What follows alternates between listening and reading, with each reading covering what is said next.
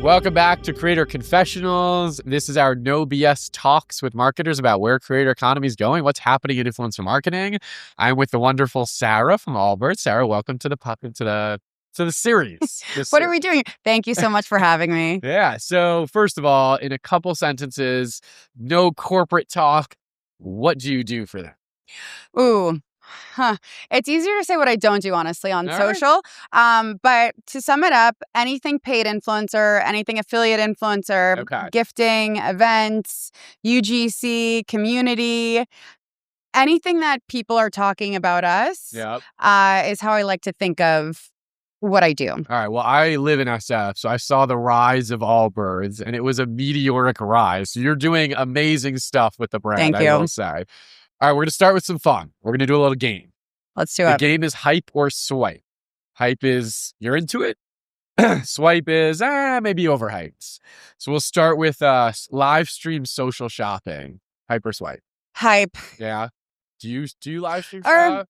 Actually, I would say like overhype. Overhype. Yeah. Okay. I feel like that's always like the 2027 trend of the year is live streaming, but it never gets there. Okay. So you're a swipe. You're a swipe. Okay. Swipe then. All right. Does Allbirds do any live stream shop? No. No. Not yet. All right. Not yet.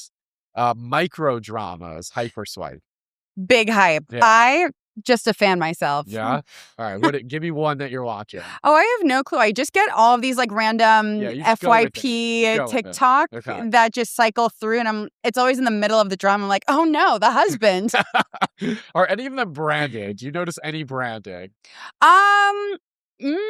Sometimes. I feel like, oh my gosh, what was her name?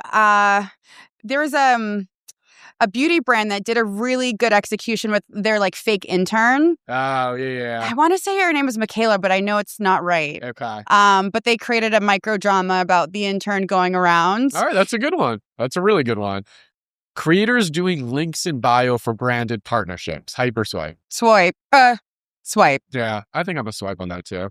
Branded episodic series. So kind of on the micro drama, but like not micro dramas. Swipe. Swipe. Okay. In-house creators, hiring them full-time in-house as a brand. Hype or swipe? Big hype. Big hype. Does Allbirds have any in-house creators? We're working on it. All right. I like it. To come. Creator product collab. So launching actual products in a creator's name or with a creator. Big hype. Big hype. Do you have any faves? Ooh, any faves? Well, honestly, I feel like some brands act as influencers. So I'm always excited to see brands collab either on partnerships or products, however it is. I think it's the future of influencer marketing. And so that's why I'm excited about it. Who was the one who did the Sephora? She did it at the mall in New Jersey, and it was like 20,000. Michaela. Yes. Crushes it. Yeah, I'm curious how that is going to continue. I think we have her father coming on the pod in a couple weeks. I'm going to ask a lot of questions. Substack creators, or the written word creators, I should say. Hype. Swipe. Yeah, I'm a big hype. Are you a Substack person? I want to be. I get so many notifications. But I just think they mesh social media and newsletters so flawlessly. They're so good at it. I think this is the year of Substack. And they monetize too, which is amazing. I know. I started a Substack, not necessarily because I wanted to, because reach is becoming unpredictable. And even if it's free, people can pledge. They're like, if you charge, I'll pay. I'm like, what is this amazing place where you are all so friendly? I love Substack. All right, creator TV shows. We obviously have Beast Games, Mark Rober's show. Do you think this is a fad or is this real? I think it's a little bit of a fad. Yeah. All right, you're swiping. All right, that was Hyper Swipe. I'm going to get even more difficult here. Industry word of the year. I'm going to have you put on your tinfoil hats here and do some predictions. So this past year, Merriam-Webster had slop, dictionary.com had 6-7, and Oxford had rage bait. If we fast forward 12 months, what is Sarah's 2026 word of the year? Well, in marketing, it's AI, but in influencer, I would say it's de-influence. De-influence. I like it. I think there's going to be a lot of content creators that organically talk about products that they hate, and they become a lot more powerful because of trust. Trust. I like you. I think the whole affiliate is also helping where creators don't need to deal as much. They could just kind of see the products that they actually want to promote, and then those get converted. So I think more revenue streams also means creators are more bold in not relying on brands. All right. What is the biggest misconception about influencer marketing right now? The biggest misconception is influencer marketing is a standalone channel. Yes. I truly believe if you're not leveraging pretty much every sort of paid performance and non-performance channel in some way, you're not doing influencer marketing the right way. Preach. I think CTV commercials with influencer content is going to be huge this year. Huge. Going back into COVID, huh? Yes. Yeah, that was, oh my God, there were so many good commercials in COVID that were TikTok style. But now I'll see a CTV commercial where they leave the phone outline and the like comments and likes so that this is social content. What's something about influencer marketing you believed 5 years ago that you no longer believe today? 5 years ago, well, I believe 5 years ago you shouldn't pay an influencer. Fair. Now you think you should pay it. Definitely should pay there. And I feel like influencers are more empowered to know what they're worth. Yeah. And even, it's so funny. I probably still have connections to hundreds of influencers through Meta for whitelisting because I was executing influencer campaigns for dozens and dozens and dozens of brands. And like to get to the brand, you had to go through me, and they signed in perpetuity. Yeah. So I have their accounts and I have their content, and they're probably, I hope they're like, why is this ad running like 20 years later? Oh, how far does a pair of shoes get you with content? I'm going to guess not very far anymore. I mean, if it's the right person, it really hits. And also I'm like, how many shoes can I pimp you out with? Yeah, but if you really want like 5 pairs, that's kind of a challenging ask, because I'm like, how much room do you have in your closet? Yeah. All right, fair. What metrics do brands overvalue the most, and what metric do they undervalue the most? I mean, there's always fluff metrics like EMV or impressions. I would argue that I don't believe the source of truth. Yeah. However you're getting that report, it's always changing anyways. Like the more content matures, the higher the impression. So if I'm looking at content right now, it's going to have a different impact than in maybe 30 days when it's fully lived its longest life. And also, like, if it's not coming from the influencer directly, it's coming from an estimate or, so I don't trust anyone. I don't trust anything. The most undervalued metric, I would say, is DMs. A really interesting tactic that I did with my affiliate community is I offered them, I think it was $10 flat if they DM'd or messaged their code to 3 friends directly. Ooh. The best campaign I've ever run. It was sales immediately. Hot take. I love that. How do you track that they do it? They have to send me screenshots.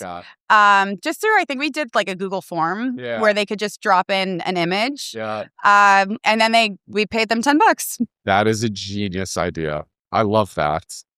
All right. On the podcast, we always do an ending that is cow, bow, follow. Creator of the week, brand of the week. What are we following? So I'm going to ask you the same thing. Do you have a creator you love right now? Yes. Who? She's a TikToker. Okay. She's very new. Her name is Kim Kardashian's dog walker. What? Is she actually Kim Kardashian's dog? No. This is amazing. I've never heard of this. She is very vibey, very lifestyle. Okay. She has a lot of personality. Her content is real. Yeah.